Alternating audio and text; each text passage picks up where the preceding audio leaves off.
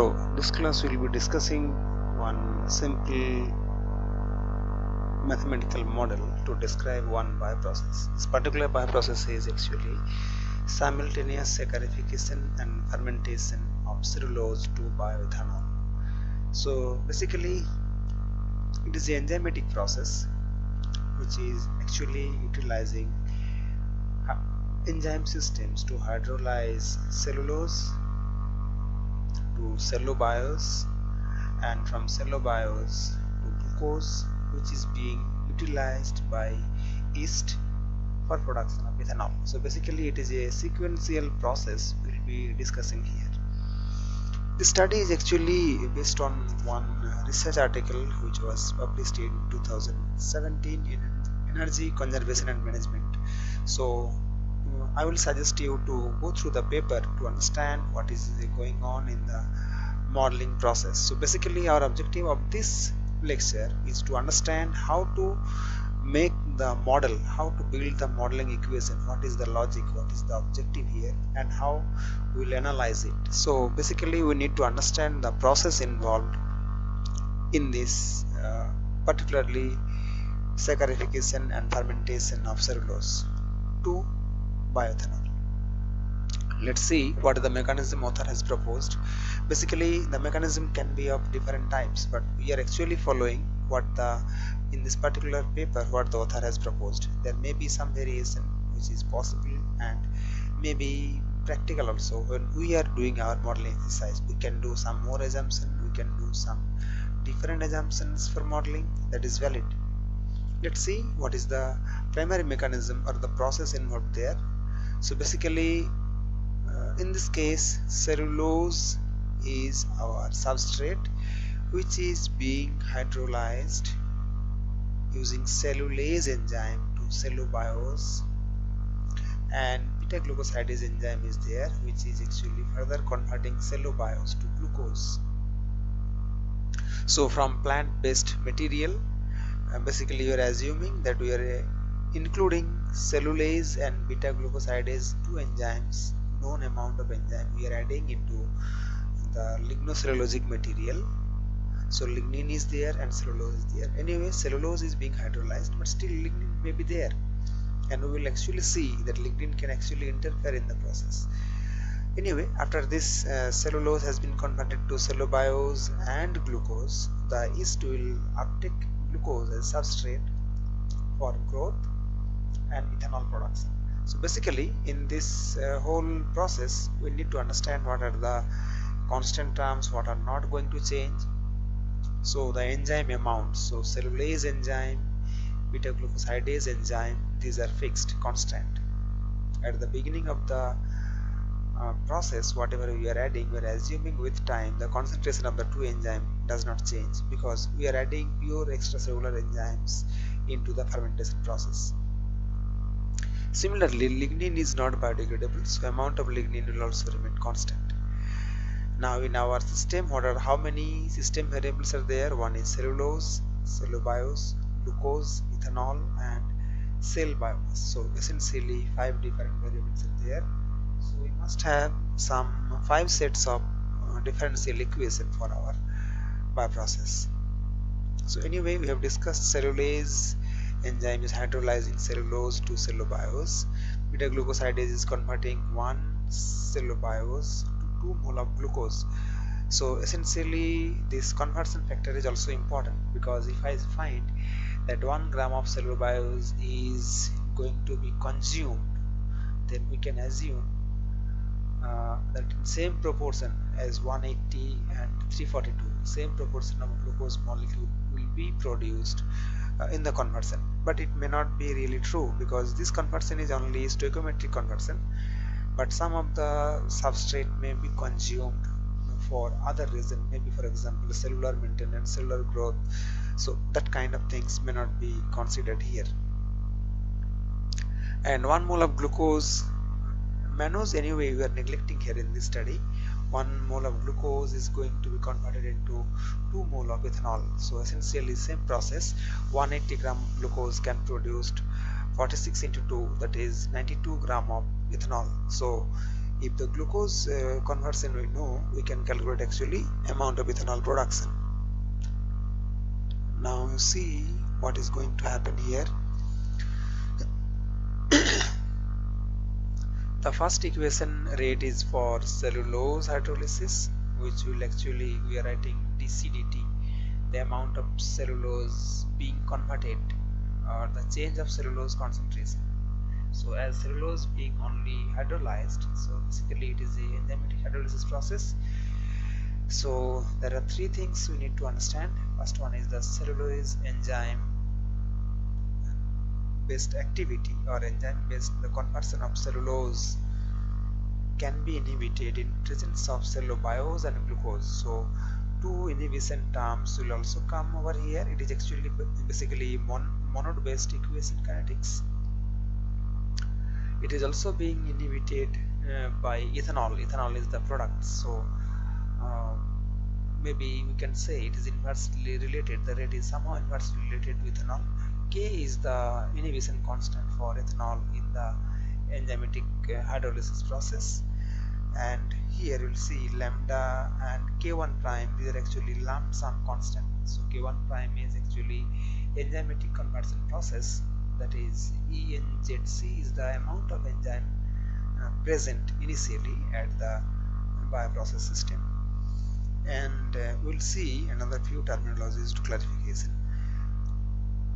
The lambda is the rate of decrease of specific surface area of cellulose, because it is enzymatic process. So if cellulose surface area is not there, so the cellulase enzyme cannot bind, and possibly it will be the amount of conversion will be reduced. So essentially you can see that dCdt is going to be proportional e to the power minus lambda t, because with time this value is also going to change to some extent. Enzyme inactivations can be the role involved over here. So dCdt is for cellulose concentration profile. Now cellulobiose conversion rate, that is cellulobiose production and cellulobiose consumption, two things. Cellulobiose is produced from cellulose, so essentially the same rate constant, the same rate will come over here for production part, and consumption part will be again an enzymatic process, that is actually already told it is being governed by beta glucosidase enzyme. So let's see.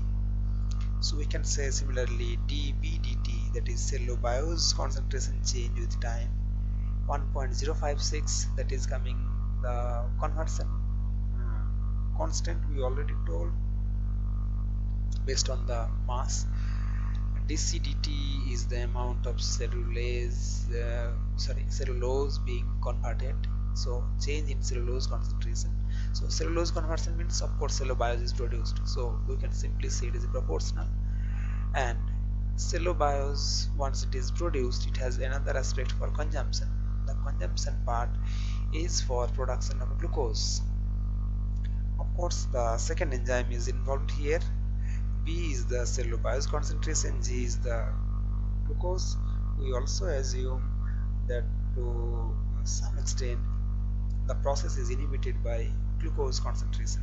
So glucose has a role over here for inhibition of the conversion process.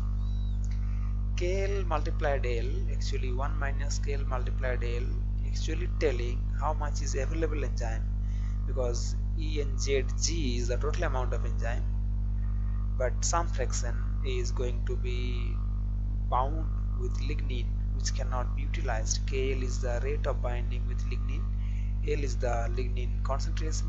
So 1 minus KL into L is the fraction of enzyme pool which is actually available, which is really converting cellulobiose to glucose. So essentially this part is for cellulobiose production and this part is for cellulobiose consumption into glucose. So both the things, if we are managing together, we can find out the overall temporal change of cellulobiose. Now the next part is a little bit simplified one. One is for biomass growth. Biomass growth can be modeled using a monod kinetics, but again here biomass can be inhibited by ethanol. So simple inhibition terms also added, like similarly as in the case of the first process. You remember the same way here also inhibition terms are coming up, where the Ke is the inhibition constant for ethanol on growth, E is the ethanol concentration. So biomass growth is really simplified one.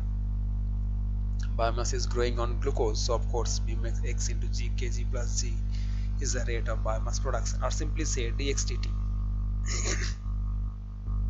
Now the last terms whatever we will discuss about glucose consumption. So now how the glucose is being consumed. So first part 1.053, this component is coming up because this is the amount of glucose produced from cellulose, the first terms in this equation.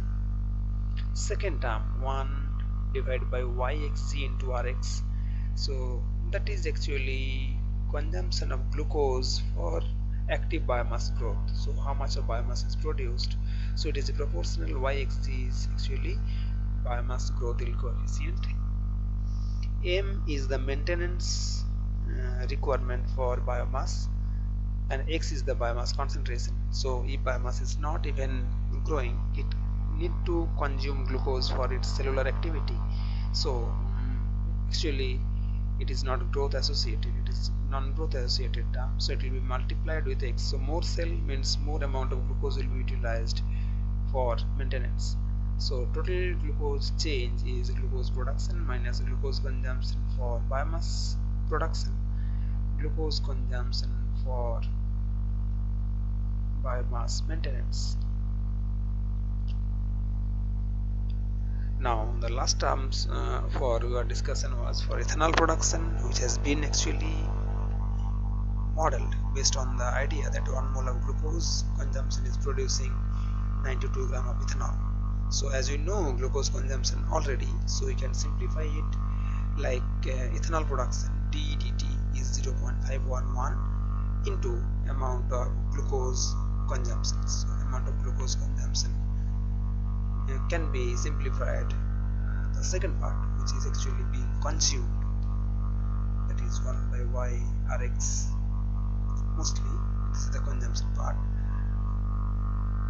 so we can assume it is proportional to biomass growth, or growth associated consumption can be assumed in this case. So we started with our model having 5 different components: cellulose, cellulose, glucose, biomass and ethanol, and we finish our model equations, or maybe the modeling with the relevant 5 expression. So this way we can actually do for any bioprocess. If you go back and see the same picture, we need to understand each of the steps. So essentially when we are modeling only one step here, cellulose conversion to cellulose, so only this part you consider. Similarly when you are making a mass balance for cellulose, you need to understand that it is being produced from its predecessor process, earlier one, and being consumed by the subsequent process. So two things will be always there in every case. And for primarily when it is going to produce some biomass or products, so substrate can be consumed for production of new cell, substrate can be consumed for maintenance, substrate can be consumed for production of some metabolites, for example, or maybe the end product like ethanol. So essentially all those mass balance at every point we need to do in a segregated way, and finally we'll have our model available for our analysis. That's for the day.